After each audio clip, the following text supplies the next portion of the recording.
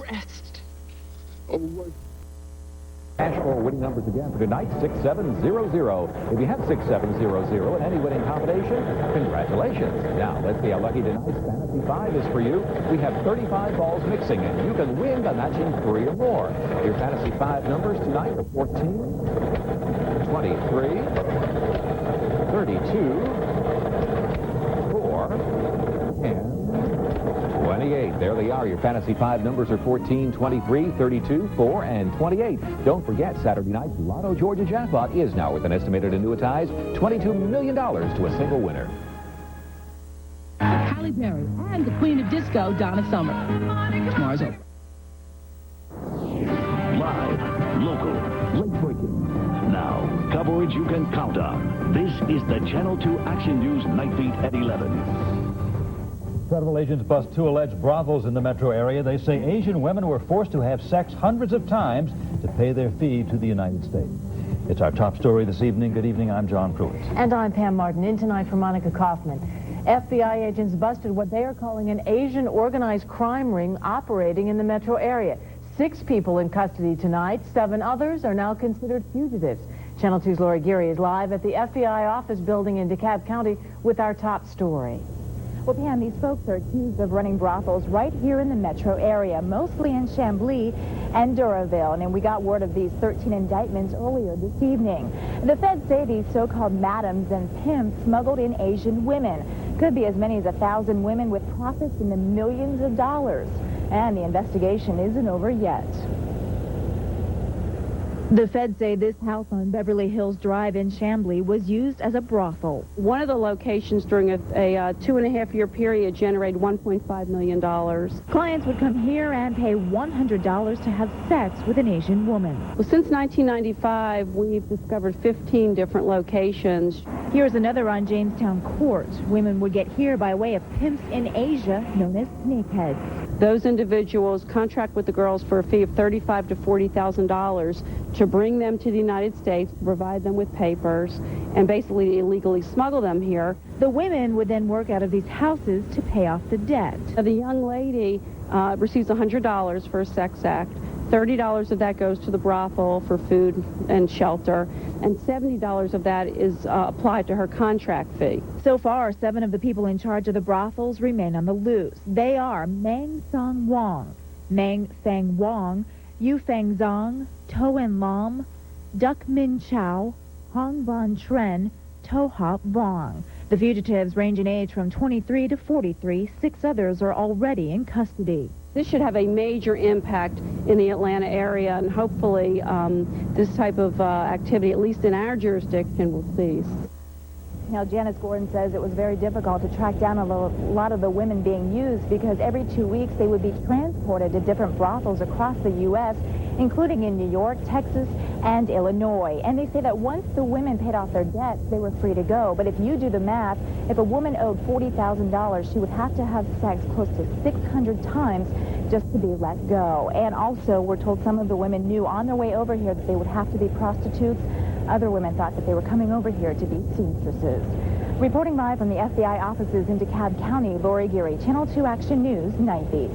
Thank you, Lori. The 7 people have been indicted in a smuggling operation busted at the port of Savannah. 132 illegal Chinese immigrants were found in a sealed hold on the ship. The captain and 3 crew members on the ship were charged with smuggling. 3 of the men hiding on board, the Prince Nicholas, were also charged. If convicted, they could be sentenced to 30 years in prison and fined up to $750,000. A gas leak in Cobb County caused quite a scare at Kennestone Hospital earlier tonight. The leak happened just after 6 o'clock when a construction crew hit a gas main at Witcher and Church Streets. About 92 children from the hospital employee daycare center were evacuated, but no evacuations were made at the hospital itself. Authorities swept the 2 buildings with gas detectors after the leak was stopped. No gas was found, and the children were allowed back in. Caution lights should be in place by next week on the Cherokee County Road where a little girl was killed as she got off of her school bus. 10-year-old Martha Thomas was killed and her twin sister hurt when she was run over by a truck driver on Yellow Creek Road. Crews have already cut away vegetation. They'll be putting up the poles for the lights tomorrow morning. School in Cherokee County begins tomorrow morning. New at 11, community outrage has city council members rethinking a plan to widen the road in front of the new Marietta High School. Now, in order to handle increased traffic flow in the area, the council had approved a Department of Transportation plan to widen Whitlock Road from 2 lanes to 7. Hundreds of residents packed the council meeting tonight in protest. I can't pretend to say that I have the expertise that would say I'm an engineer, but I have to rely on the city professionals to know what to do, and I have to rely on the city council to vote in the interest of the entire community. I've heard a lot that many lanes is safer, and I've yet to hear why it is safer to have that many lanes. I think there are some alternative solutions that you can come up with. Marietta City Council members hold a special committee meeting next week to discuss ways to utilize the community's input. Hopes of finding any more survivors in the rubble in Turkey are growing slimmer tonight. The death toll from the massive earthquake now stands near 7,000. Thousands more still are missing. The devastation has touched the metro area once again. Çiçek Şamlekçioli moved to the area from Turkey 10 years ago. She is trying to get information by watching 2 Turkish stations broadcast into her home by satellite. She hasn't heard from her relatives who live in a town very hard hit. They show very little part on the TV, Turkish and American TV, and it doesn't look good. 4 children and their grandfather from Marietta died in the quake. They were visiting relatives when it hit. The children's mother, another sibling, and a grandmother survived. And it is clear tonight that Turkish officials believe the death toll could go much higher. The Turkish government has placed an order for 10,000 body bags, a grim indication the death toll is expected to go much higher. Rescue officials say the length of time, the temperature, and the sheer number of collapsed buildings mean the chances of finding more survivors are slim. But an American team from Fairfax, Virginia did find an 8-year-old boy alive today. And a 22-year-old woman, soon to be married, was pulled alive from a collapsed building. Her neighbors and fiancé knew she was in there and kept vigil for the past several days until rescue teams could arrive to help. Hundreds of aftershocks rocked the devastated area today, making search and relief efforts even more difficult. But more help is on the way, some from Georgia. Dr. James Dougal is part of a team of Georgia doctors experienced in search and rescue. Dr. Dougal helped treat victims after the 1989 earthquake in Armenia. In Armenia, I was repairing fractures on the hood of a car because the car was the only thing standing. The car was the only table that we had left. And an Air Force unit from Charlotte left today with fire bombers, crews, and about 22,000 pounds of fire retardant. They hope to help extinguish the thousands of fires ignited by the quake. Vibrations from the deadly quake half a world away were measured right here in Georgia. A seismograph at Georgia Tech School of Earth and Atmospheric Sciences recorded movements from the quake. Scientists say after an earthquake hits, a wave dives directly through the earth, and that's what was detected here in Atlanta. Rescue crews from all over the world are responding to the quake in Turkey, and tonight Nightline cameras will follow a team from Virginia that is working around the clock to pull victims from the rubble. Jury selection expected to wrap up tomorrow in Bartow County in the murder trial of Eric Perkinson. He is the first of 4 to be tried in the carjacking and killing of 16-year-old Louis Nava of Dunwoody last year. Jury selection was suspended last week so that the prosecution could prepare for Perkinson's defense of mental retardation. Opening statements set for Monday. A moving celebration of life in Grant Park today. Friends and family celebrating what would have been Gino Thomas's 14th birthday. The Martin Luther King Jr. middle school student died after he was shot outside the school in April. Gino's mother helped to plan today's event to help the family get through this tough time. Suspect 17-year-old Horace Holt Jr. remains in jail, charged with Gino's murder.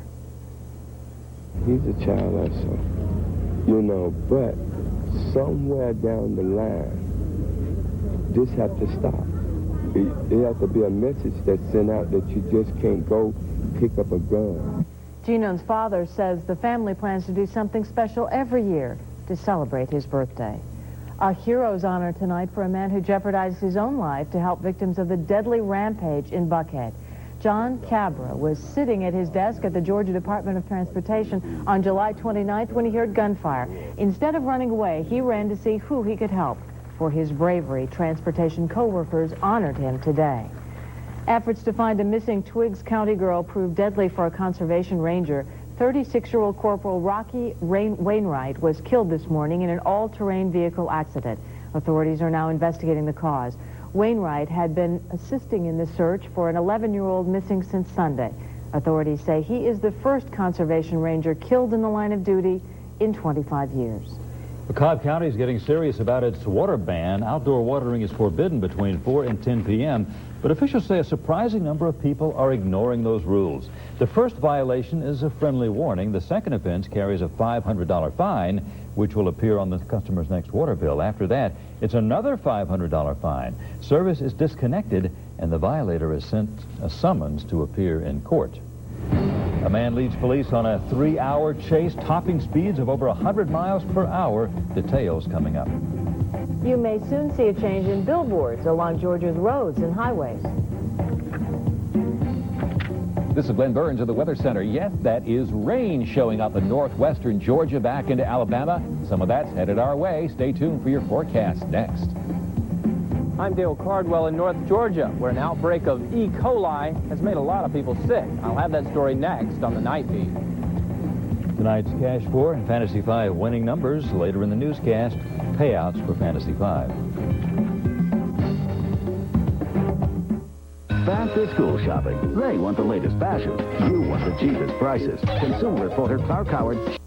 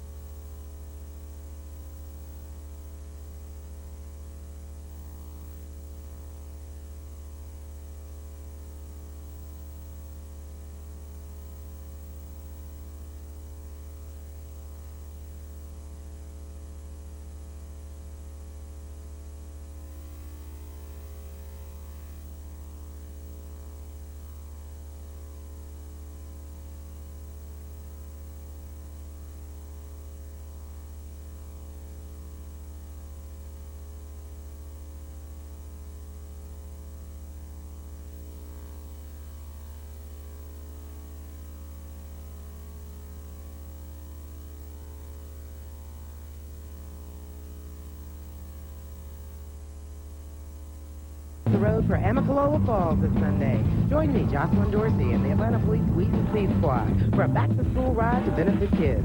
We'll be rolling out from City Hall by 9 a.m. Rain or shine. Other bikes will last. More than 70 North Georgians are recovering tonight from an E. coli outbreak. Now, not the deadly strain we saw last year in Cobb County, but the kind that makes its victims feel like they have a very bad case of the flu. The outbreak happened in White County, and Channel 2's Dale Cardwell is live at the North Georgia Health District office in neighboring Hall County with the story. Dale? Pam, this is where all the calls first came in.